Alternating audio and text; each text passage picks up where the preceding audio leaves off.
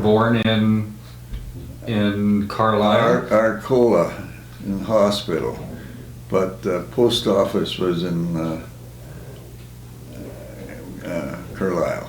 They were a few miles out of Carlisle. But they had to get my dad into the hospital in the middle of winter. It was actually New Year's Eve. No, I think it was Christmas Eve. I'm not sure of that. Yeah, I remember Christmas Eve. Yeah. What is it, Christmas? Christmas Eve. So you were one year old? I was a year and a few months. Yeah, about, well, maybe a year and a half. And your mom was pregnant with your brother? Yes. On Christmas Eve in 1929? 29. So then your dad developed appendicitis on the farm? Well, yeah. And had to be rushed to hospital? And his brother, he had several brothers there. They rushed him in by team because it was winter and it was, the weather was bad. Then the roads were bad. So they had to get him in there by team, and I remember Mom saying that they were just flogging the horses all the way in there. Because he was in rough shape. Oh yeah, and they knew it was serious. So that's the beginning. My brother was born in March of 1930, and we moved to Fillmore. My mom moved us to Fillmore. Because your dad had died from the appendicitis, they couldn't see him. Yes, and she stayed a little while on the farm. With Probably in the spring then she went back to teaching school, and she got us established in Fillmore at my grandma and grandpa's, and they had a farm. So your mom had to travel to work to earn money for the family, Yeah. and she couldn't take you boys with her to do that. No, she couldn't do that. And just for the record, your grandparents, he was the son of the slave born in Virginia That's right. to the Randolph, to the John Randolph estate, and the beginning of that story from the slave on to the settling into Canada. Yeah, he bought land. When he was down in the States, he got in touch with a salesman, and he bought land at Fillmore, and they moved all the way up from Iowa to Fillmore in a team. You can imagine. But anyway, they did it. In about 18 something, or? Yeah, probably. Mom was born down there, and she was born in 1901. And and she had siblings when they moved up, or were her siblings born in Canada? there was one or two born in the States. My mom was one, and I think it was Uncle Gerald that was born down there, and all the rest were up here in Canada. And your mom was the oldest, right? Yeah. And Audrey was the youngest. Yeah. I spent most of my time on the farm helping Grandpa, following him around, and he was like a dad, but he wasn't a dad, he was a grandpa. Yeah, yeah. So then this was the high school, or grade school up to grade 9, grade 8. We completed grade 8. At Fillmore. At Fillmore and Garnet. And and then we... Now I'm a little confused. You say you grew up on the farm, but you had a house in Fillmore. The farm was outside of Fillmore, right? The school was Garnet. Right, but where did you live? Right in the town of Fillmore? Or on a farm? No, on a farm. Oh, just outside of Fillmore somewhere? Or outside of Garnet somewhere? Or where was the farm? Yeah, 2 miles from Garnet. And we boarded a teacher. Grandma and Grandpa boarded a teacher. And That probably made some money for them? yeah. Yeah. How much would they have charged? I don't know. I mean, that's probably like $2 Yeah. a month or something. Eh? Now, so I understand, Garnet, is that a town or the name of a school? No, just the name of the school, one-room school. Out in the middle of nowhere? Yeah, Oh, okay, yeah, I wondered what Garnet was too. yeah. So, So we were in Wait. Fillmore. right, when you said you were just a couple miles outside of Garnet, you were a couple miles away from the schoolhouse. Yes. What, And we were I think we were 7 miles from Fillmore Oh. out in the farm. That was the So you were closest. closer to the school than you were to Fillmore? Oh, yeah, Yeah. yeah. But she got a job teaching these hard-to-learn students. But not at your school, at a different school. No, yeah, this is a Weyburn school. And she taught elementary or younger kids, right? Or did she Yeah, teach? well, high school? it wasn't high school, Yeah. so it would be probably grade 7 and up or something. It was one of those special schools that, Yeah. that Well, I don't know if I knew Utah. that. I'm quite proud to hear that, because that's a. That was That's a- early on. I didn't know they That was early had. on, yeah. I didn't know they had programs for special Yeah. needs kids back. You were Yeah. a model straight A student through high school. You got. you were far from it, son. Far from it. The first couple of years were okay, but I gave up grade 11, and that was it. So I didn't go to school anymore after grade 11. Later, I left school and went out to BC, just to find a job, and along with a chum of mine. And we stayed in Kelowna. So you were picking apples in a And orchard. No, I was on the truck. They called me there was a special name for that too, but I can't think of it. But anyway, we went around to different orchards and picked up apples. Took it back to the plant, dumped them in the machine, and ground them up, and out came the juice. And then in the fall, that was all done. So we got a job. We both got a job in a lumber camp up in rural Alberta. It was up in the Rockies. And piling lumber. But it was a good job. I liked it. Piling fresh lumber coming off the mill and sorting it. And we were just called lumber pilers. And anyway, that went on all winter. And Sid was with you when you say we? No, No? the friend that I went out there Oh, with. okay. Yeah, and we went, after that, it was all winter, and in the spring, I was getting kind of lonesome. I wanted to go back home. My friends, he wanted to stay. We went out to BC and couldn't find any jobs. And Mom happened to be there with Fred Hart, who she had remarried as soon as we finished high school. Mom and Fred were about ready to go home, and I said, "Can I go with you?" Sure, absolutely. They were thrilled to pieces. I got back home with Grandpa, and Grandma and Grandpa had a house in Fillmore by that time, and their son Emery, my uncle, was on the farm. And he offered me 1/4 section, and whatever I could make off of that was mine. I thought it was okay, and he thought it was fair, but it was a disaster. I looked up one time, and I think I could find the amount. I think it was $800 or something I got out of it for a whole year's work. So Summer. you weren't given the land. You were only you were kind of renting Just the land using it, yeah. to grow a crop and Yeah. get what you could. So was it just a bad year, or was there? It was a bad year, Oh. yeah. And I didn't like farming. So in the fall, Grandma and Grandpa bought a house. I think they just bought the house too. in Fillmore, an old house, but it wasn't a house with an extra bedroom, and I stayed in Fillmore with them for the winter.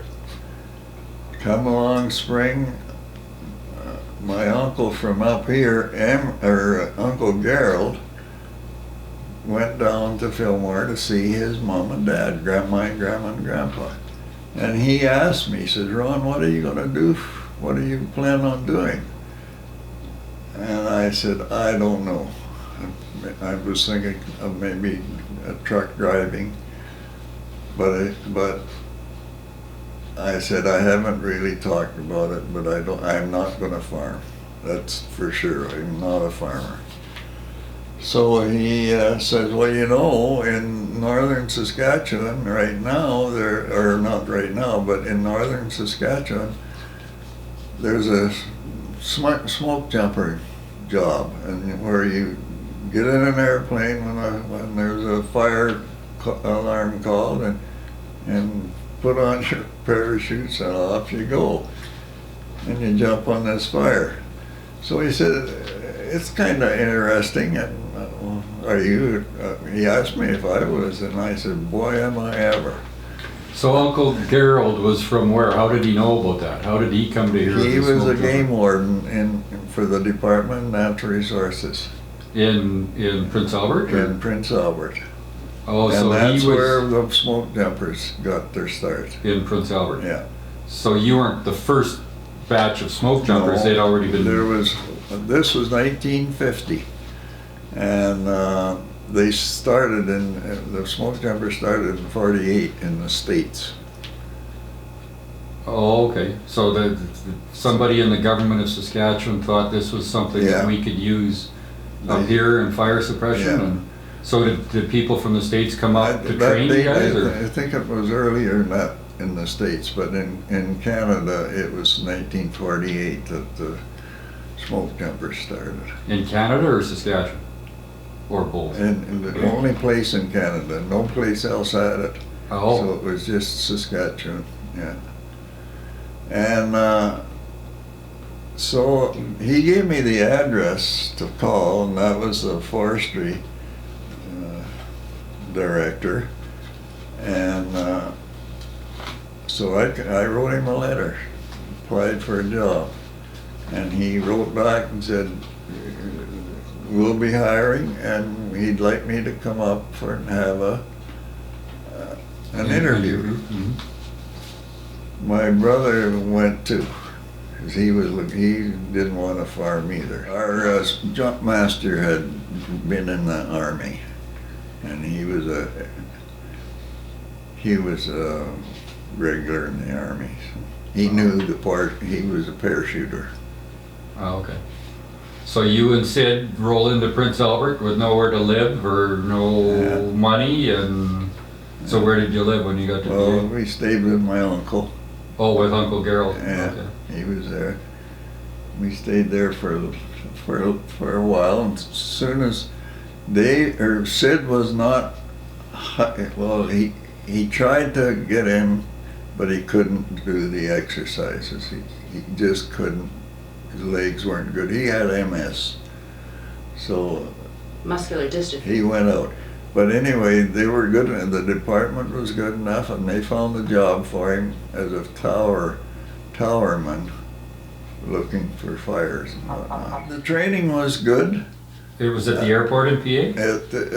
in Prince Albert. Yeah, I had I think it was 21 or 22 jumps. Some were on fires, some were on exhibition, but most of it was on training. And Well, let's cover that in detail, because that's what's of interest in this Yeah. is the smoke jumping thing, right? So yeah, so you show up at day one of this training camp. It's you Yeah. and Sid, yeah. but Sid wasn't able to keep up with the training. He didn't pass the medical. Right. So you did, and are you jumping off sawhorses in a gym to practice landing? Or? Practically, I'm jumping off the tail end of a truck going down the runway, and that was the worst thing I ever did of the whole job. And some of the floppy rolls that we were supposed to do. But anyway, it was exercise, and we did it. You're going down the runway in a truck, Yeah, and told to jump off and practice rolling. yeah. How fast were you? And they were fast. It was scary. That would be. Were you like you had a, I'm not the only one that complained about that, but anyway, it That wasn't would be nice. scary. so you had your parachute on and your helmet and all that when you were doing that? We just or- had on our regular garb without the parachute. We didn't have. But you had a helmet on, or like you're gonna Yeah, we had to have a helmet on. smack your head on the This runway? But was- you know, I believe jumping off a truck, we were just had ordinary clothes on. We weren't dressed up as because it was early in the morning and it was part of our exercise. Did anybody get hurt doing that? Not that I know of. Yeah. Okay, guys, put your suits on. We're going to go take off, and we're going to do some jumping. What kind of airplane were you in? In a Norseman. The fire season generally started in May, and this was April. So we had quite a bit of training, and it was mostly jumping out of airplanes. We had to get that right, you know. Before you went into a fire Yes. situation? You're either going to be terrified on the first jump or the third one. Most of the guys were some of them were in right at the beginning, and then some of them were in the third jump. And with me, it was definitely the third. Yeah. And the reason I think it was because I had 2 jumps the first day, and then after that was number 3, and I was terrified. I was scared. Yeah, you had time to think about the process absolutely. that you were doing. Absolutely. And then I had that jump, and everything from then on was just a standard thing. I came across this other important role continues for Northland Bush Pilot, which was printed in the Regina Leader Post in 1969. And it said that Dad had 19 jumps. That's what I thought you said you had was 19. Was it 19? Yeah. We all had our training, and then the time come, there's a fire. And so Ted Bowerman and Larry Horn and George Horn, those two, and Ted and I worked together on this fire. But anyway, we jumped on this fire, and it was just a normal, maybe a half an acre or something, and we could walk around it in quick. So we worked on it, and Larry and his brother went to set up camp right at the fire. Ted and I went out on the fire lane and with a shovel, and they dropped all this stuff after we jumped, you see. And we followed this fire line. Fought fire, came in about midnight, and it was the other guy's turn to go on the fire line, and we slept. And when they went on the fire line, they come back in and said, "All right, you guys, it's your turn." And then we sat down, and that's when we had a cup of coffee. No, I think I know where you're going, but keep on. I don't know. And I had gone out to get some water and brought the water back, and we had a fire. We had breakfast, the 4 of us then. And Larry Horn said, "Who got the water?" It was a hole that we dug in the muskeg, and I dipped up water and put it in a bigger water and bigger pail, and took it into the camp. Larry says, "Who got the water?" And I says, "I did." and he lifted up a toad that was well cooked frog, you know. We call it a toad. But anyway, it added flavor. the coffee was perfect. Nobody complained about the coffee. But when he dumped the rest of the coffee out on the ground, there was this frog. There was this darn frog. Poor little guy. But anyway, we worked there for 3 or 4 days, and the plane was going to meet us at a lake, and it was a long hike out. We had 100 pounds. We weighed our weight when we come back in our gear, and then the gear was 100 pounds, and we left a lot of the stuff because we only took enough food to get us to the lake, and the plane was supposed to be there. And so we went out, and the fire was out. We got the fire out, and told them in camp, radioed the camp that we're leaving and we'll be at this other lake in about 3 hours or something. It was a long hike. And so we did that. We got there and found the lake, and everything worked out perfect. And no airplane. We didn't have batteries for the radio because they were so damn heavy. We just left them at the fire, and we weren't going to hike all that stuff out. That night there was no plane, so we knew, well, we couldn't. We're going to have to overnight. So we got a camp fixed up there, and I can remember with us, I made a slingshot because we had bungee cords around the parachute, you know, so we had some of those, and I made a slingshot and got a groundhog. We ate that. And while we were eating that, the mate had come in and was looking around this fire. He was just sniffing around, and finally, come on, Ron, get your slingshot. So I did it again, and we killed 2, and we ate them.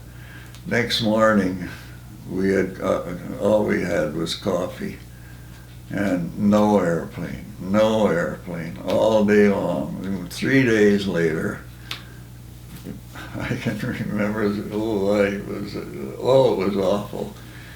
Mosquitoes were terrible, and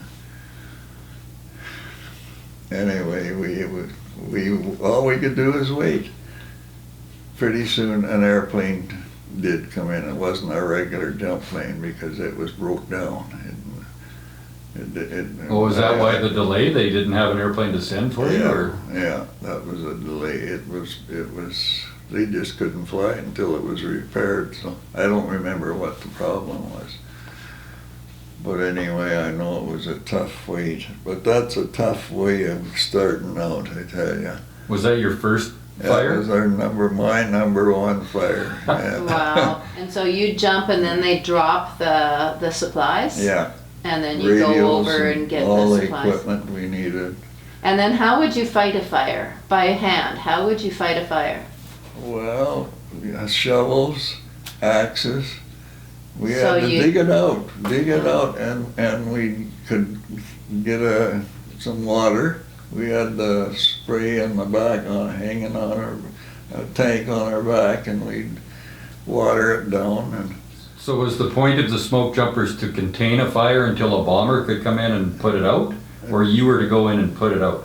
no, we could slow it down until somebody was coming in, and this was before helicopters, and it was strictly get as close as you can with a truck, and these firefighters, they'd walk in. Everything was dropped, of course, for us, but they didn't have to come in on this fire, this particular one. And when you say come in, you mean with an aerial attack, like a cancel or something? Or? By team. Generally, but back in those days, it was a team with a wagon, Well, didn't you Oh, have? so they came by vehicle?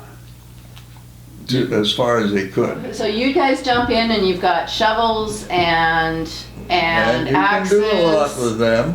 And as so long you're throwing dirt on, or you're kind of trying to make a We break? are, or... we're making a trench or throwing dirt in there. It's just ground fire. Yeah. It was, one tree was struck by lightning, I can remember that.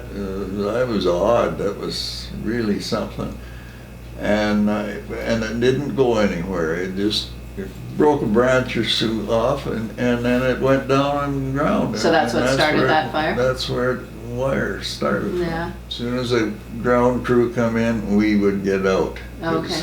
the fire would get bigger and we couldn't handle, 4 guys Yeah, can't do no, much fighting. no.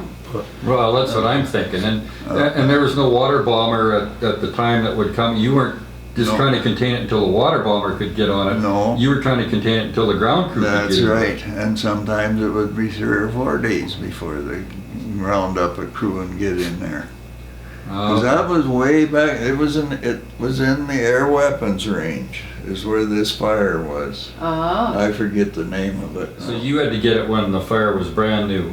That's what we were trained to do. And as soon as the ground came in, we went out, To get ready for another one. right. So Sid in the tower is watching for a lightning strike or to catch it when it's a baby fire or a young fire. Yeah. And then he'd radio that in. You guys would dispatch out Yeah. and jump out the bottom of the Norseman through a hole in Through a hole in the airplane, yeah. through the floats. Yeah. So it could land on the water. Why wouldn't it just drop you off? Oh, because you might not be anywhere near a lake. Oh, we weren't. Sometimes. Oh, no, if they could do that, they wouldn't have got us. They'd have got somebody else in there. Because we were trained to jump into a fire where there was nobody. So that was your first jump, That was the first one, yeah. and then, so you had done some training jumps. In total, you did 19 jumps, I think is what your logbook I said. think So, that's what we settled on that. so you would have had a few training jumps, Mhm. and then you jumped on this fire. Probably the more training jumps than anything else. How many fires do you think you jumped onto? I would think maybe only about a half a dozen. Hmm. And the reason you jumped on a fire was because it wasn't right near a lake or right near a road. That's If it right. was near a road, the vehicle could get the crew in there. Yeah. And if it was near a lake, a float plane could fly in Yeah. firefighters. They wouldn't have to skydive in or parachute in, they could just get off the airplane if it's near a body of water, right? Yeah. Where if it's in the middle of nowhere and it's prime timber, And that's the ones they're trying to save. right. So you'd parachute in, always out of a Norseman? That's all I ever did, but I think they tried the Husky and it didn't work because you went out the Husky out the tail end. Do you Oh, remember what they looked no, like? I don't. It was a single engine float plane and you could Instead of a hole in the bottom, you could go at the back right end. out the back. And that didn't work very well, or? It wasn't that, it was more the plane wasn't good enough. Oh, He got loaded with paratroopers and it didn't fly with them. The pilot said that it was too heavy. well, okay. So mostly the Norseman. And when you're in the summertime fighting a fire, jumping out of a Norseman, it was through the belly. Yeah. That'd be quite a big hole in that airplane. Oh, wouldn't it was because we had a pack on Yeah. our back. Yeah. And it was a pretty big hole. I remember George Bauer, Ted Bowerman, getting stuck in it, and Jumpmaster had to step on his shoulders and push him through this hole. And you did some air show demonstrations Yes, in Regina. just and- mainly for giving the crowd a little bit of excitement. Right. when you were jumping onto a fire, Were you going in thinking you could be in there for 2 hours or 3 days, or did you have anything in mind when? We were told as soon as we can get you out, we want you out. So, but they didn't want us to come out until either people came in to fight the fire or else we had the fire out. And that happened 2 or 3 times. So you didn't have to go in there with sleeping bags and stuff like that? Oh yeah, Oh, you did? Yeah. they dumped them out. And after we landed, they dumped all that equipment out, the radios, the bedrolls and tents. Actually, we didn't have a tent, I guess. And that, If the fire came, rain came, we didn't care. We got wet. oh yeah, that saved you work. Yeah.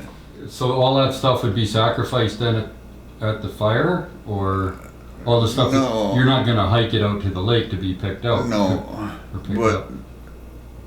probably some of it was pretty valuable stuff. Like we couldn't carry shovels and axes, and they told us that they can get stuff in there, but might take a couple of days because it would be a team and wagon, you know. And that's happened a couple of times. That they wouldn't let us ride in the wagon because it was too rough for the horses, but we could dump our packs in, and that was enjoyable. That was just a walk in the bush, you know. Oh, yeah, yeah. Would you have a gun or anything? Would you worry about bears or No. nothing like No. that? No. No, Food? Did they drop off food too yeah, as part of that? they dropped the food off, and what we didn't eat, we left. Yeah.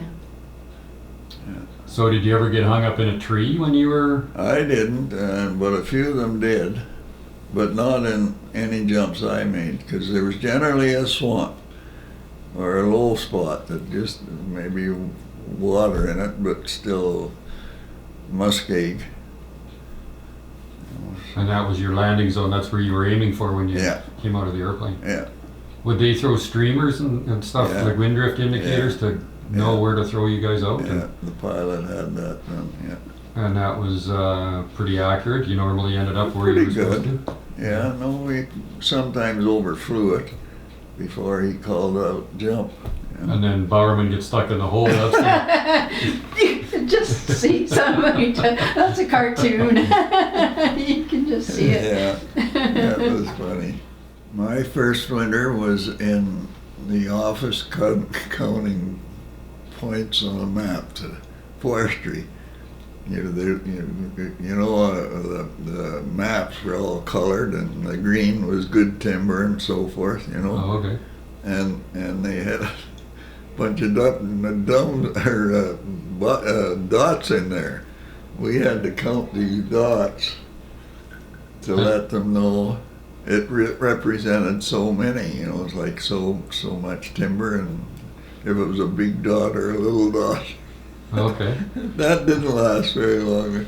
We did that for a month or two, and then I drove to Bombardier for Prince Albert region. For the Department of Natural Resources? Yeah. So, Conservation officers that when they needed them. well, you weren't a conservation officer yet, were you? You were a smoke jumper Yeah, before you were a conservation officer. yeah. Did But you have what to- I did was drive the Bombardiers. So. And so you became a conservation officer over that winter, or? Over the winter, they had a school that they taught us all the things we should know.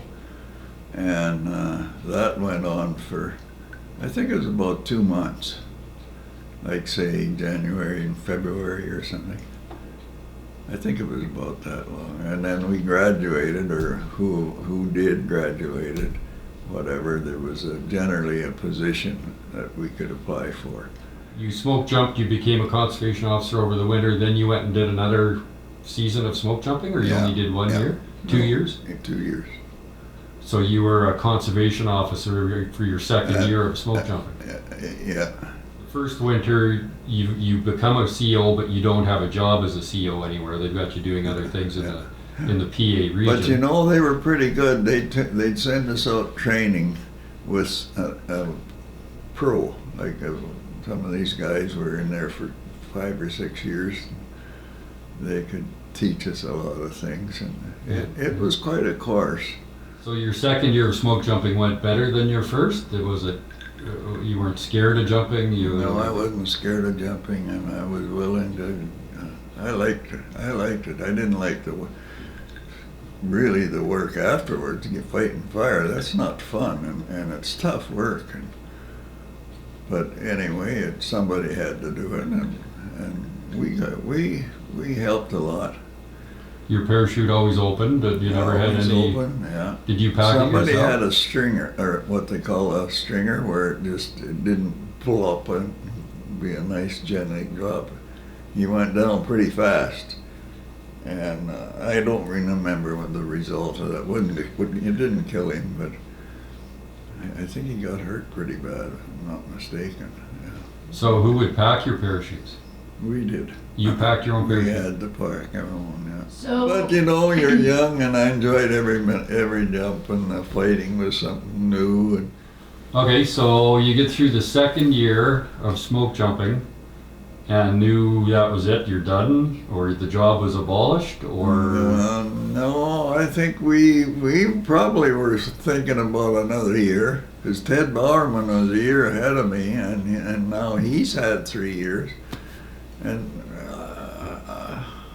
I wasn't really all gung-ho on quitting, but I had to think ahead. And So did Ted Bowerman move on to be a CO too, or what did he do? yeah, he went down into Weyburn, my old hometown, when I was going to school, to high school.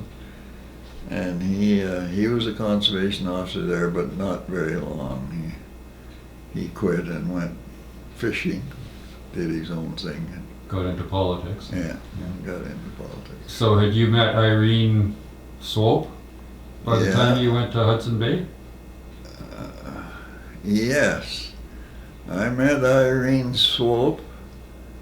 It was when I was in the Smoke Jumpers, and she knew who I was because I used to go there and cash my checks at CB, at the CB store. And she worked there. I didn't realize, boy, I want to meet her. I just went in there, and it clicked. It clicked. The first year, I was a single with a district in Prairie River. And that fall, as soon as I was a conservation officer, that's a year-round job. I was there for the year. In Prairie River, not In Hudson Bay. No, in Prairie River. That was your first district that Yeah. opened up. Okay. Yeah. And I kept in touch with Irene, but when I left, it was a goodbye. I think strictly because we're too far away from one another. But anyway, I wrote letters and she wrote back, and we finally decided to meet in Prince Albert. I think by that time, I had my own airplane, so I could fly in and out of PA pretty quick. Well, we gotta go back a bit and get into Yeah. how you started flying airplanes, because up until now you've just been jumping out of them, right? You were a smoke jumper before you were a pilot. Yeah.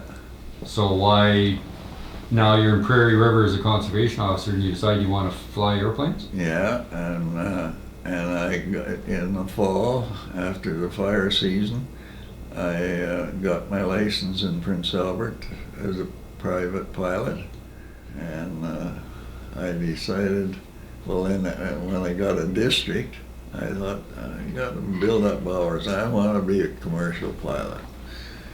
So I got a hold of my grandpa, and there's an airplane for a little Fleet Canuck. I don't know whether you've ever seen them or not, but they were made in Canada. And I got this airplane. It seems to me it was $1,500 or something. It wasn't very much money. And Grandpa, I said, I didn't have any money, and I said to Grandpa, can you lend me $1,500 to buy an airplane? He didn't even hesitate. He said, "What for?" I said, "I want to be a pilot. I need a commercial license. I need 200 hours on an airplane." He said, "Sure." He lent me some money. And this was the grandpa that you lived with, that Yes, you grew up with? oh yeah. I didn't have a dad to go to, so, but this worked out good. Grandpa was pretty good that way. So then then from getting my license as a private pilot and getting the airplane, then I went back to Prairie River. So I was out of there for maybe a week or so on holidays. I had to take holidays. So you could fly from Prairie River to PA to see your girl Oh, in sure. your own airplane, and Yeah. okay. And I couldn't accept money, but I could certainly take passengers. And the locals were pretty good. They'd say, "I want to go to Saskatoon. Can you drop me off there?" I said, "Sure, just let's go." You know, if my work can let me. You know, I would. Had my own plane, and I got my license. I had enough hours, my 200 hours on this little old Fleet Canuck, and I wrote my exam, which was the smartest thing I ever did in my life. I wrote my exams, and before I had the test, and I passed all my exams, and and this job came open in Hudson Bay. The pilot there quit. So I applied for the job, but I said, "I haven't got a private or a commercial license, but I have the equivalent of it, and I passed the exams. Can you hold off before you..." Hire somebody for it. Yeah. And the administration was excellent. They said, "How long would it be?" And I said, "Well, I'll phone them, and maybe they'll give me a permit to fly commercially before I get a license." So they said, "Well, if you can, fine, but we'll hold it open as long as we can," because this was spring and the fire season was coming, and they wanted a pilot in Hudson Bay. So I called Winnipeg, and I told them, I said, "Look, I've done all the work to get a commercial pilot, or commercial license, but now I gotta get the license." Well, you know, she looked it up through their computers, and she came up with, "Yes, you're equivalent we can send you a license, but it's going to take a little while. How about we send you a telegram, and you can use that." And so that's what happened. And I never ever heard of somebody getting a job before. On a telegram. Yeah. So you could fly as a commercial Yeah. pilot, having just written the written exams, not having done the flight test. No, I did the flight test and everything. Oh, you just hadn't been issued the Yeah, document? that's right. So finally the commercial license comes in the mail, and you're fine, you're ready to go. And Nobody could believe it. And to be honest with you, I never did get a license or a telegram saying that I was, oh, yeah. so Whether you're it got ready. lost, or she tried to get word to me, maybe, but couldn't, or something. But finally the original license Yeah. came in the mail. Yeah. June of '53 you got married. Yeah. You dragged her out of Prince Albert kicking and screaming up to Prairie River, and To Prairie River. and then She didn't mind. no. Grandma, her mom gave us a bed as a wedding gift. We did okay. Made friends very quickly. There were several young people there, And then the job in Hudson Bay of what you were talking about earlier came up, so you came got up. so you moved the family, and that's when you started. It must have been shortly after you got married, because It your was. first kid came along in '54, and he was born in Hudson Bay. Yep. Yeah. Okay. That was, I can't remember the day or anything, but I mean, it was, I was a conservation officer and a pilot, and I had a wonderful superintendent. And I can remember one time I wanted, Carrot River phoned in and wanted an airplane to do something. And I called back, it was in the office, and I said, well, the weather is not good, so I'd like to delay it a little while, because I was pretty green at flying. And, I really do need you. Well, I said, I'll try. And the superintendent heard this, and boy, did he give that guy a licking. He says, when our pilot says he doesn't like the weather and he doesn't want to fly, he doesn't fly. So most of your time as a conservation officer was flying in Hudson Bay, or were you on the ground in a vehicle? Yeah, it was pretty well 100% flying, and then it was only during the fire season. Like during the winter, I was assigned with the game warden. It wasn't long ago you told us the story of the American hunters that were one day out of season or something like that. Oh, I picked them up. The Uh, season started on a Monday, and it was a Sunday that I picked him up. And I felt sorry for that guy. They were very good. They didn't give me a tough time. And I said, I'll be in the morning to pick up your moose. And So they had shot a moose the day before the season opened, knowing that they were a day early. Yeah. So they were poaching. They wanted to beat the rush in there, and well, they just couldn't wait. They just had to shoot a moose. And that's what they said, I said, it's too bad. You could have waited. There was always moose in this area. You could have waited another day, and then you might have got a trophy. And shortly after that spring, the pilot for Prince Albert quit. And I was notified by the same, can't remember his title, nice guy. He said, Ron, we need a pilot in Prince Albert. If you're interested in a transfer, we'll get you a transfer. Otherwise, we're going to advertise for. No, I said, I want Prince Albert. So off I went to PA, and the first airplane I got there was a 172 Skyhawk. Oh, nice. That was my plane. They had it all rigged out for radios and stuff. You never crashed the Fleet Canuck when you were training. You never ground looped it. No. You never ran over a fox. You did take your bride to be flying and got caught in a thunderstorm. Yes.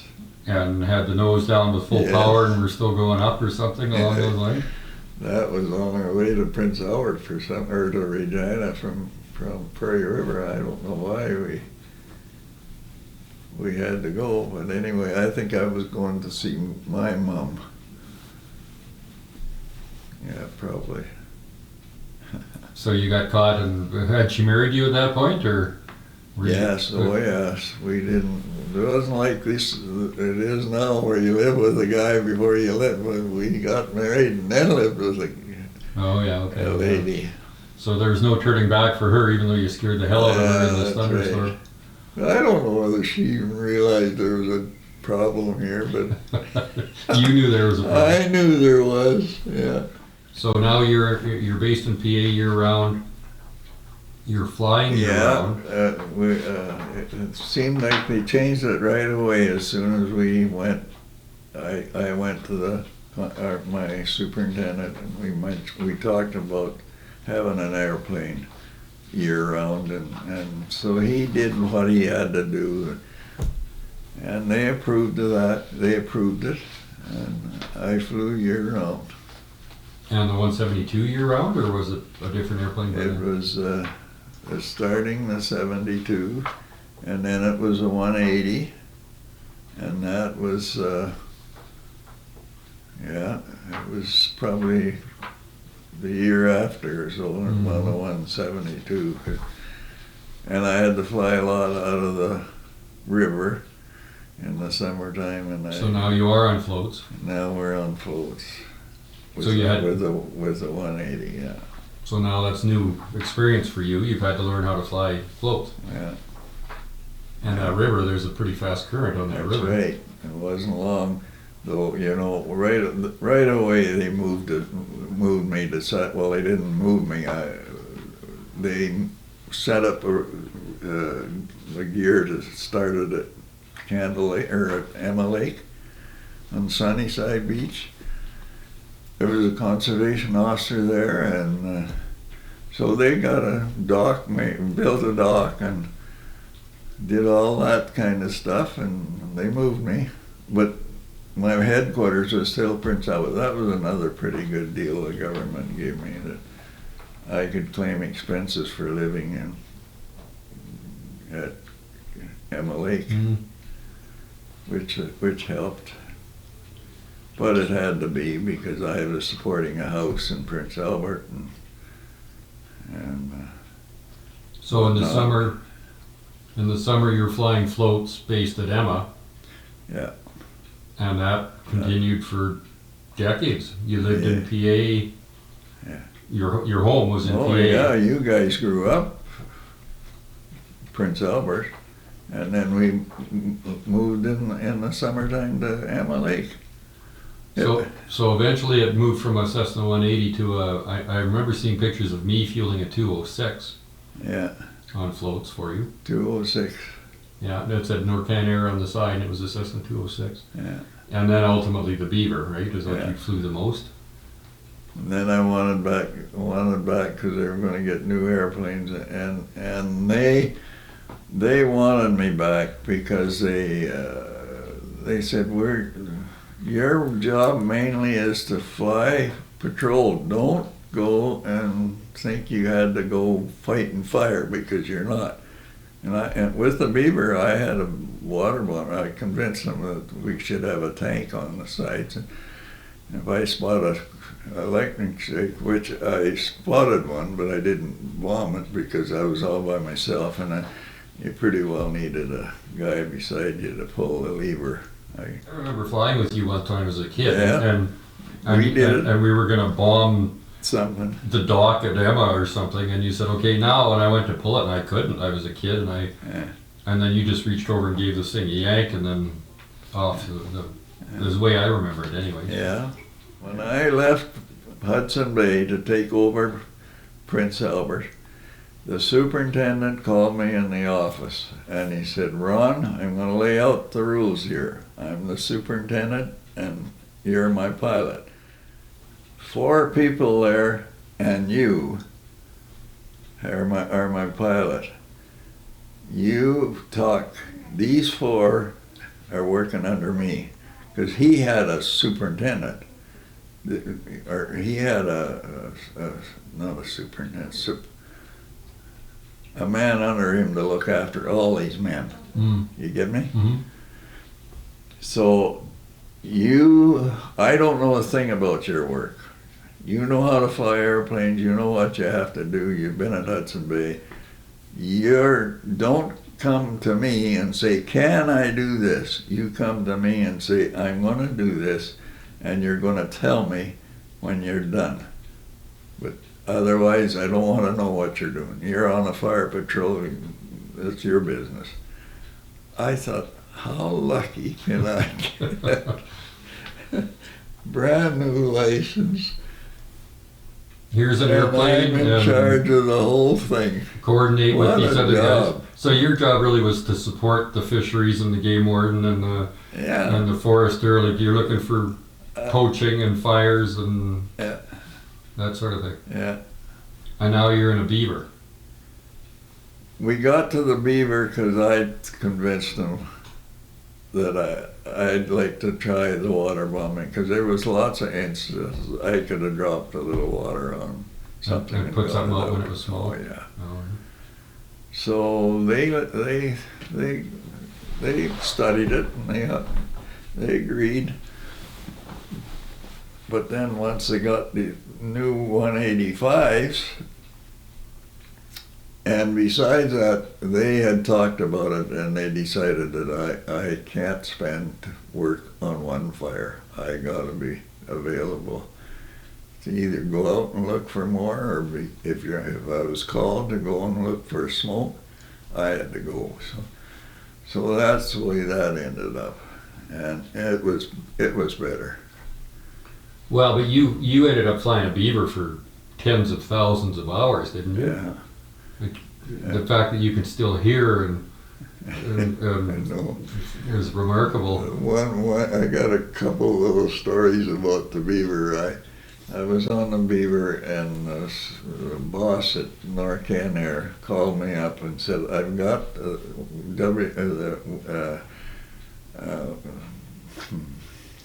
inspector here from Ottawa or Winnipeg that want to go to Montreal Lake to fly to check a crash that had happened out there. Would you be available? All my pilots are gone. And I said, yes, I can. I'll be right out. Is he there now? And he said, yes. So I met the guy. He was a nice guy, mid age sort of. And I got the airplane all ready, and he climbed aboard, and off we went. And went to Montreal Lake, landed, found the airplane, landed, and it was cold and windy. I was landing against the wind and right up to the crash.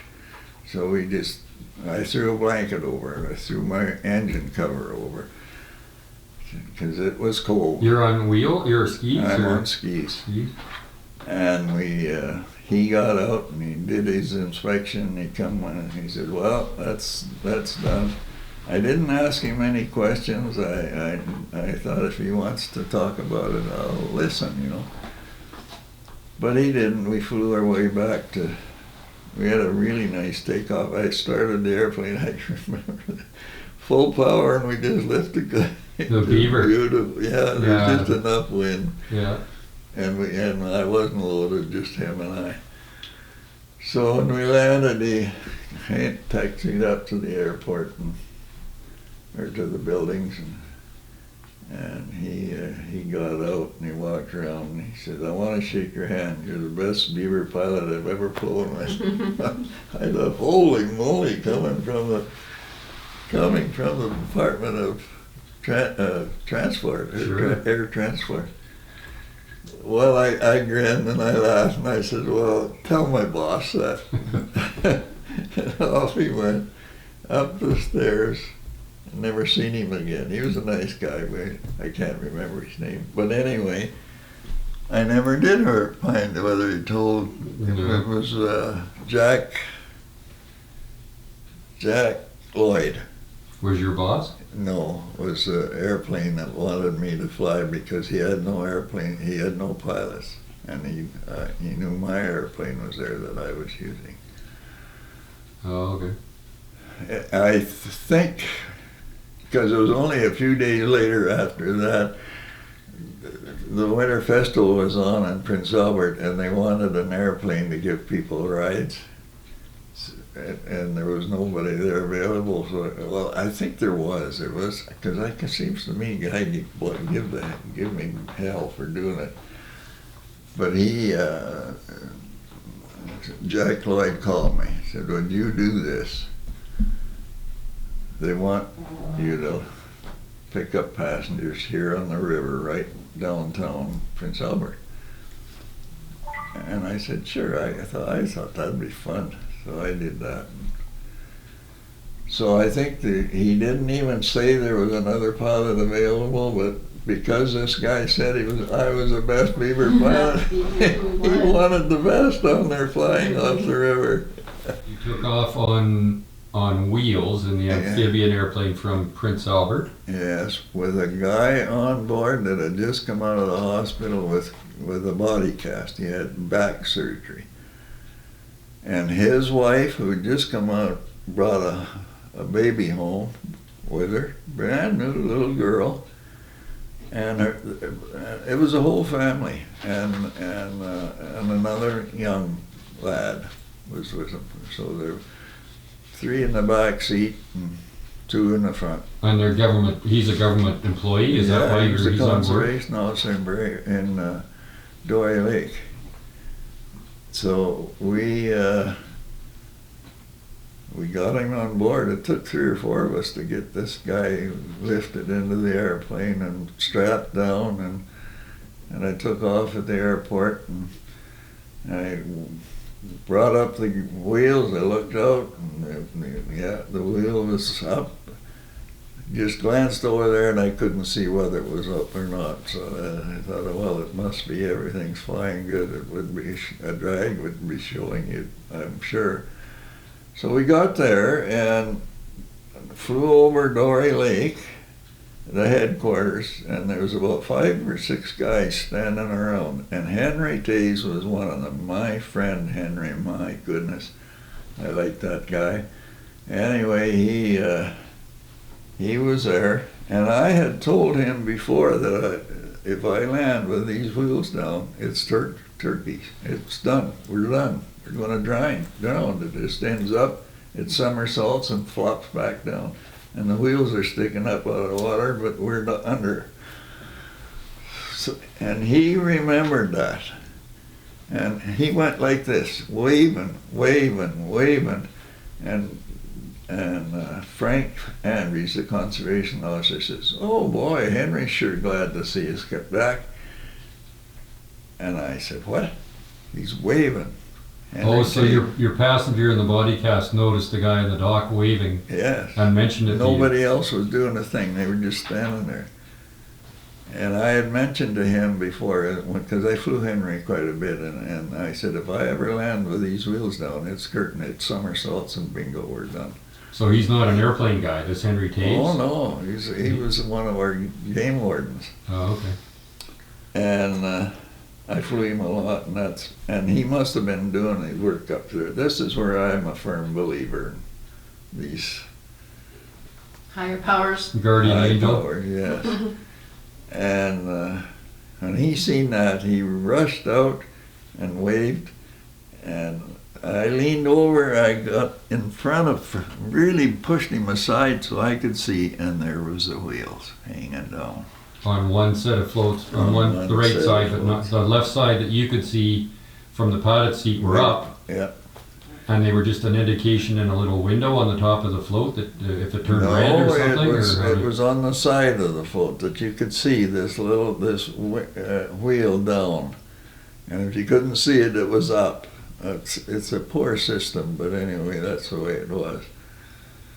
So I said, oh boy, well, we're gonna land at Prairie. I'd never landed at Dory Lake before on wheels, but it was all right. It was a little skimpy float or wheeled runway. Yeah. And I landed in there, and sure enough, oh God.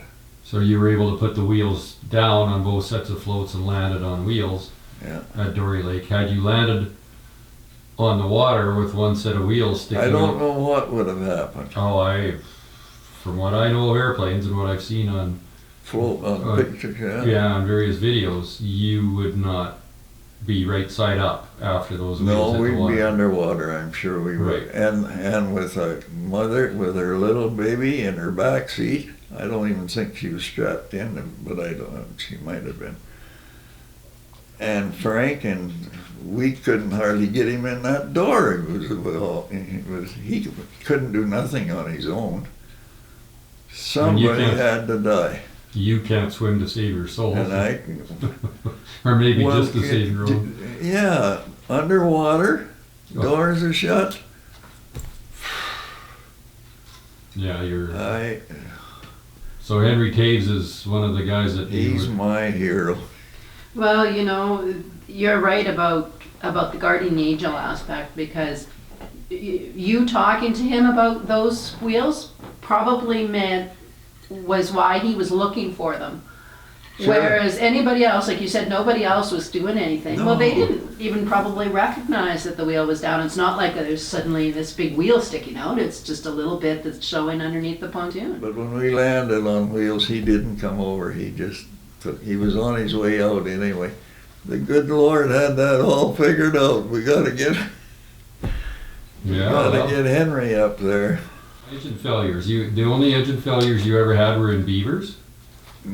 No, 180 now. There's another. This is another story where I had somebody there as a co-pilot. Was a spot that I wanted to land in, and I was up here, going to beat hell without an engine, and the lake wasn't all that big. It was up, but it was big enough. And I call it a wounded duck approach. I just went, instead of going like this, I just like that, like pancake landing.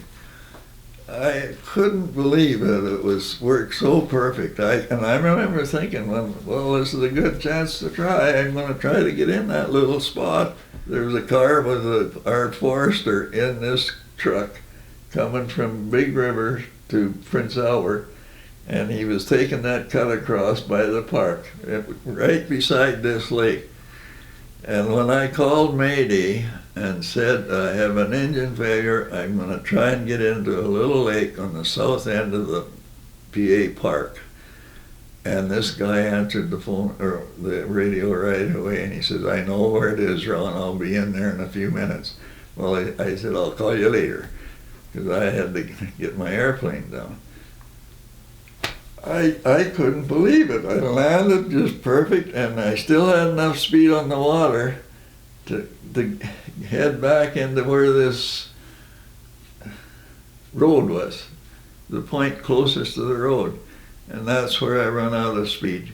And after I got down, I called Benny, and I said, I'm down, Benny, I'll meet you at the road. And he said, I'll be there in 5 minutes. So I know there's going to be hours here now to get somebody in here to get me out and get an engineer in there to fix it. Do you remember what was wrong with the airplane? Yeah, float. Oh, carburetor float. Yeah. Oh. It had broken off. I asked him about that. The only other problem I had where I really thought it was the curtains was coming from the Paw to Prince Albert in the wintertime in December, and I had your mom, and there was 7 people on board. Full. It was a full airplane. People, and one of them was the deputy minister. It had been a party or something, hadn't it? Yes. Yeah. There's an airplane coming in. We'll see what he says. And it was the one, Keith Hornseth was the pilot, and I know him well, and he's not trying to give me a bad time, but he said, Ron, I can see all the way down, all the way in from Prince Albert. He said, I don't think you'll have any trouble. So I told this guys, and they said, well, whatever you say, let's give her a try, I said. So we got in the airplane in December in a snowstorm and bad weather, and we took off. Stupidest thing I ever did. And sure, I could look straight down.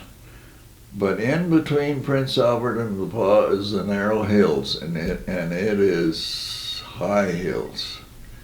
And not only did the weather kind of settle in a little bit more every hour, it settled down a little more, and I was on treetop, and the ground was coming up and coming up and coming up. So I was out of sight, and I knew I couldn't. Anyway, no sooner when I realized what was going on, bingo, the engine quit, dead, stopped. And I remember somebody hollering, what's wrong? And your mom saying, we're going to crash. I can remember that just as clear as if it was today. And well, there was no hesitation at all, but I just slammed that full carburetor heat lever right to the wall, and almost, well, it was instant. The airplane started. The engine came back to life. It was carb ice. Yeah. It was carb ice. I knew it was because it was that kind of weather. Half rain and half sleet and cold. Perfect, yeah. I remember you also telling a story. You were flying the Beaver, I think, and maybe Christmas Eve in the middle of a snowstorm. I know there was a sick kid somewhere. And you agreed to go out and bring this child back to the hospital in PA in a snowstorm at night. No, it wasn't quite like that, but not quite like almost. that? Okay.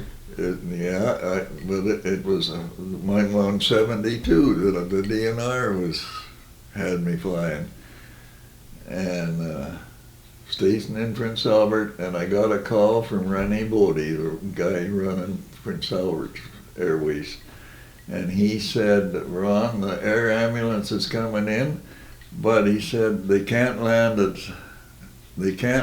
because of the weather at Hudson Bay. And we have a sick passenger that wants to come out, a sick lumberman that a tree had fallen on him and he smashed up pretty bad. Can you go?"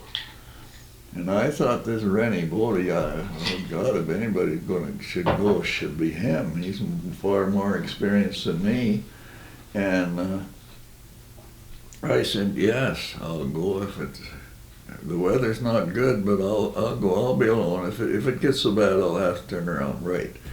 So we got the guy loaded up, got him in there with blankets. He was really, really bad way. And we flew, I got airborne.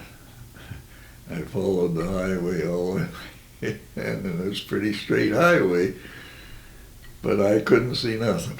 I could see straight down if I wasn't too high. You probably know all about that. You and I were in the mountains in the 172. Yes. All we could see was straight down. Yes.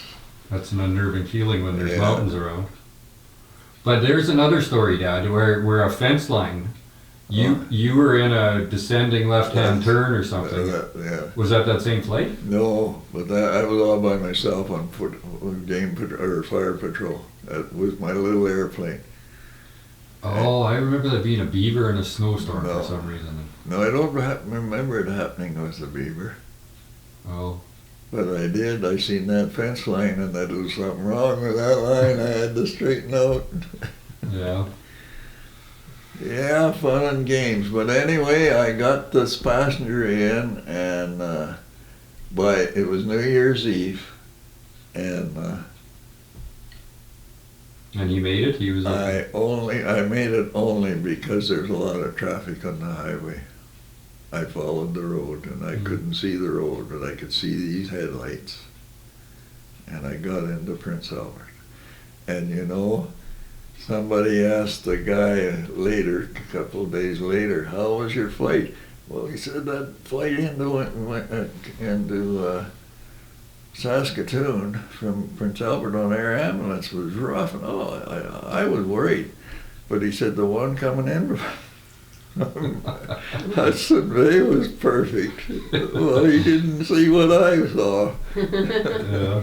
So the air ambulance couldn't land because of visibility, or the air and they couldn't. Yeah. They did the right thing because he's on IFR and No approach or anything. No stuff over there that's on IFR. That's for sure. That's on instruments. Now, I also remember a couple stories when you were based at Emma Lake on floats where somebody would try and steal your airplane. Like you'd You'd leave it tied to a buoy or a can. You'd tie it to the can because if the wind came up, it could just weather vane into the wind and ride out the storm. You don't leave an airplane tied to a dock in a storm because the waves just pound it into the dock and you'll damage the airplane or cause trouble. So you tie it to a buoy, and then you'd have a little boat tied to this can. Yeah, So because you got to get back and forth with Yeah. this boat. But there were times when, now I also remember a story where you lost your wallet, and maybe you didn't even realize you lost your wallet, but a guy knocked on the cabin door and said, "Hey Ron, I think you might have lost this," and it was laying on the one of the flying wires under the floats. Don't remember that one? No. I remember hearing that the wallet was draped over the flying wires that support the floats. Now that you mentioned that. And there was just some tourist out with his boat or canoe or something going around looking at your airplane that was tied to the can and saw this wallet hanging off the wire. So he got it and he saw who it was for. And Ron Wilson, yeah, he lives over at this cabin, and so he knocked on your door and returned your wallet. So that's a story I remember anyway. And there was another time where somebody stole it and tried to get it started. Yeah. And ended up running it up on shore somewhere or something. I don't think he even. No. It just drifted across the lake and they couldn't get it started? Is that how that? No, I think he got it started, but it died right away, and he couldn't. He didn't get it untied. It didn't drift away. Oh, Wasn't it the storekeeper or something came to the door and said, "Hey Ron, somebody tried to steal your plane. I tried to shut off everything, but it's still making noise," or something like that. I sort of remember that story. Do you? Yeah. Yeah, that was the only time when I ever had trouble with people. And there was a time when a float had a hole in it, and the airplane did sink at the can, right? Yeah.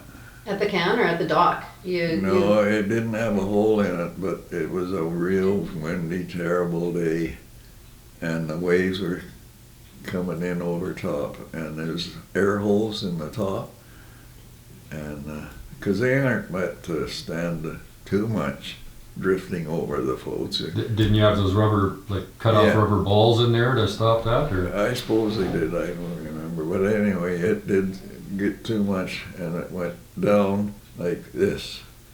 Oh, by its heels? Yeah. Oh, I thought one float went under and then it kind of crocodile rolled around the one submerged float. No. But it come loose. I remember that. The airplane sank at the can? Like they didn't, guys from PA have to come out and lift this thing out of the lake? I called Narcan Air, and they got a crew together, and they went out and they floated it with rubber inner tubes. Yeah. Was that a beaver? That was a beaver. Yeah. Yeah. Well, dry it out and change oil. The motor never went down. Never the front end. It was always the back end. And it was shallow enough that the heels just hit the lake bottom and then sat there? Yeah. Oh, okay. It wasn't past midnight by the time we got it back into the dock, but I was always leery of tying to buoys in a terrible storm because of that, because I knew what could happen if the wind got in underneath somehow, or... Yeah, and that was quite a dock that the DNR built at Emma Lake. I remember that being a big, sturdy... It was a dandy. A beauty dock. So I guess maybe if you knew which way the wind was going to come from, you could get maybe on the leeward side of it. But that's how you know, right, what's it going to do. But the boss says you tie it on a buoy. Yeah. Get a buoy out there with a good anchor, and I did. I got something out of a Caterpillar that was gears on both ends, and it was something else. But boy, what a wonderful buoy! It held the airplane. So 1973 rolls around, and your job is being abolished? No. The position is being... you were told you had to move, didn't you? Well, they said that they're looking at moving the pilot to L'Orange, and that I would have to go with the move if I wanted the job. And I said, well, but they said air ambulance is hiring. So I said, I'll go to Regina. Now, the guy that took over for you there, though, didn't he crash wasn't there a young guy that did take over, or maybe a 180 or 185 in Emma? And he crashed, and they were killed. BZV. What was it, BZV? Was that BZV? Was that a 185 or a 206? No, it's a 185, And did brand new, and he took over, I guess, my airplane, yeah. had you flown BZV? Yep. Oh yeah, we got pictures of that, I guess. So. But he was based at Emma? No, Why do I think he was? because there was for a while, and it was Teddy Vadine, and he's the one that actually took over my job, and then once he got it for a while, he went into Orange. Teddy Moved to Vadine did? Teddy Vadine did. Okay, I remember that name. Yeah. Nice guy. Fisherman. Anyway, he had a full load and he was cranking it around, and you know what happened? High speed stall. He just went right in. Killed them both, all four of them. And not only that, they kept looking and looking and they never found him. And I flew Churchman to L'Orange, and the guy that met Churchman said, "Ron, would you mind going out on a search for this airplane? Because air search and rescue were in there at that time." I said, "Sure." I told Will Churchman, he was a deputy minister. I told him what I was doing, and he said, "By all means, be back at a certain time." And I said, "Well, we can do that." So we went right on the same line from L'Orange to Cumberland House, and it was okay. Till to the point where apparently this guy, Larry Horn, was in the back seat. He said, "Ron, turn around." And I turned around, and there was an airplane. But so I'm amazed that Larry Horn seen it. Hmm. So we flew around, and I got radio contact with search and rescue, which were north quite a ways, and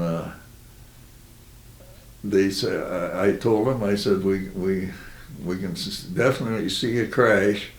We're assuming it's the same airplane, but he's pretty well hidden, but it's definitely a crash. But there's no people around it. So they wheeled around and they came right over there, and that was, oh golly, that would be getting time out. I had to leave. They said, "Can you lower?" I said, "Where are you?" And he said, "Well, we're in that general area. Can you turn your lights on?" And of course, with the Navajo, you have to be certain speed. And I said, "Well, I guess I should have done it earlier, but it'll take me a few minutes to get the speed down." And they said, "Fine." And finally I said, "There, now, I'm right over the crash." I could see it right down there. "Okay, we got you." So and I kept at a certain and they were at a certain altitude, so there was no danger getting running into one another. So then finally they said, "Okay, we can see it. We've got it. We're going to drop some balloons, red balloons, and we'll come back in the morning, get a helicopter and come back tomorrow in the morning." So they did that, and they flew back to L'Orange, and I flew into L'Orange, and the next morning I got a message, "Ron, can you come back? We can't find the airplane." And so I said, "Sure." All right, George Bradshaw was the boss, and he's the one that told me. He said, they can't find the airplane. Can you go back? They're wondering if you could go back. And I said, "Yeah, I could go back." But a few minutes later, maybe half an hour later, they did find it. It wasn't easy for me to convert to infantry flying as I'd all my life been on VFR, Mm-hmm. visual. And, but anyway, I always said if my kids want to learn to fly, I'm going to make sure they keep on going until they can have to fly instruments. I consider myself pretty lucky, and not only lucky, but I must have been a fair pilot. I lived 35 years, not even dented an airplane. Now, I broke a ski, but that was rough ice, and I couldn't I couldn't see it. There was a light skiff of snow, and I couldn't see the ice. Well, that's great. That's a heck of a story. Thank you for recounting all that, and I'm glad it's on record now. Yeah, I'm glad you did it. I know Judy told me, why don't you get your son set up and tape your life? Because she got that tape from Jerry, my Uncle Jerry. And he's the one that got you going in smoke jumping. That's right.